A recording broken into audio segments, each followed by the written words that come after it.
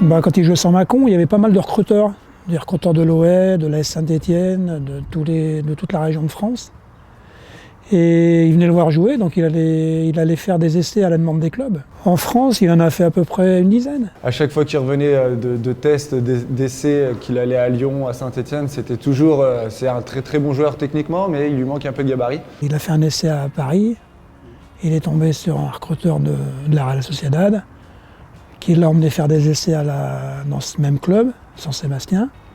Et voilà, ils ont décidé de le garder. La première chose, c'était sa décision à lui de partir à la Real Sociedad. Ensuite, bien sûr, quand il revenait 2 semaines dans l'année faire des vacances avec nous, c'est vrai que le moment de repartir était très compliqué. Mais heureusement que je pense que ses parents étaient là, enfin sa famille, pas forcément que son père, sa mère, il y avait aussi Théo et je pense aussi à Maud, qui étaient vachement présents pour lui dire voilà, c'est ton rêve. Et à cette époque-là, il n'y avait pas les téléphones portables comme actuellement, il n'y avait pas les réseaux sociaux, il n'y avait pas tout ça. Donc c'était très compliqué, mais après c'est lui qui se l'est gagné, hein. C'est pas son recruteur, c'est pas son père, c'est lui qui se l'est gagné. Hein. Je crois que c'était l'année avant l'Euro 19 ans à Caen. Et il nous a rejoints et je me rappelle sa première sélection, il était dans ma chambre. C'est vrai qu'il était toujours propre techniquement, dans le bon tempo à chaque fois. Il joue une touche, 2 touches, puis devant il a un bon pied gauche. Donc voilà, il avait le même jeu, sauf que maintenant il a franchi 6-7 paliers de plus. J'arrivais à la Real Sociedad et lui, il était avec l'équipe de France des U20, avec Francis Merecki en Colombie. Donc je l'ai récupéré quelques semaines après le début de la reprise. C'est surtout lui la science du jeu. Parce que la moindre prise de balle, le moindre déplacement n'est jamais fait inutilement, c'est fait d'intelligence, c'est toujours en fonction pour le jeu de son équipe, en fonction pour ses partenaires ou pour embêter l'adversaire.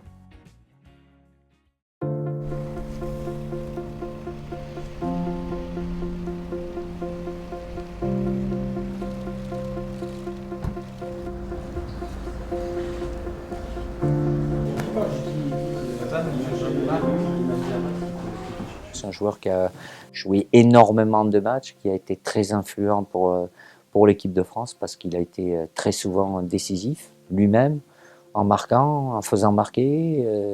Antoine, c'est un leader dans le sens où il donne la marche à suivre sans être un gueulard. C'est quelqu'un qui, par son jeu, par ses dribbles, par ses passes, par sa qualité technique, par son talent, c'est quelqu'un qui amène un plus à l'équipe. C'est un des cadres, un leader offensif, avec un état d'esprit remarquable.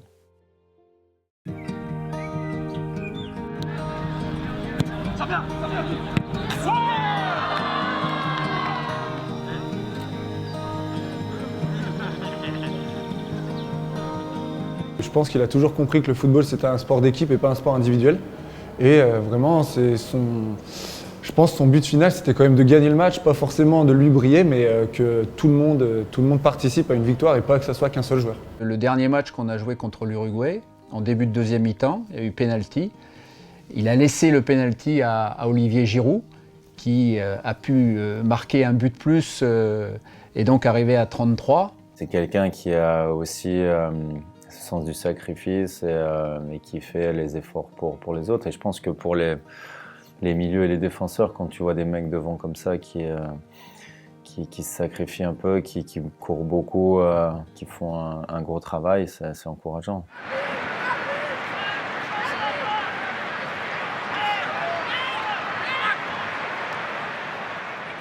Il fait 12 km par match, alors qu'il est attaquant, il pourrait parfois ne pas faire les efforts, mais il les fait tout le temps. Il est tout le temps en permanence en train de courir, en mouvement. Donc oui, il est généreux à 100%.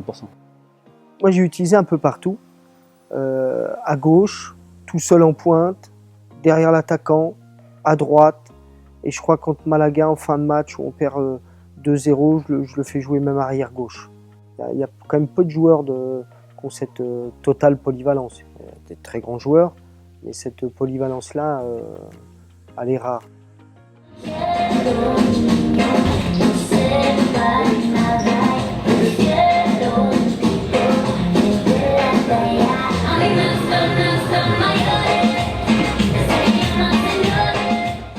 grinta et puis il a toujours la joie de vivre. Moi, quand je le vois toujours, il sourit et puis c'est un super mec. Donc moi, je suis vraiment, vraiment, vraiment content de voir son parcours et j'espère qu'il va continuer comme ça encore de nombreuses années.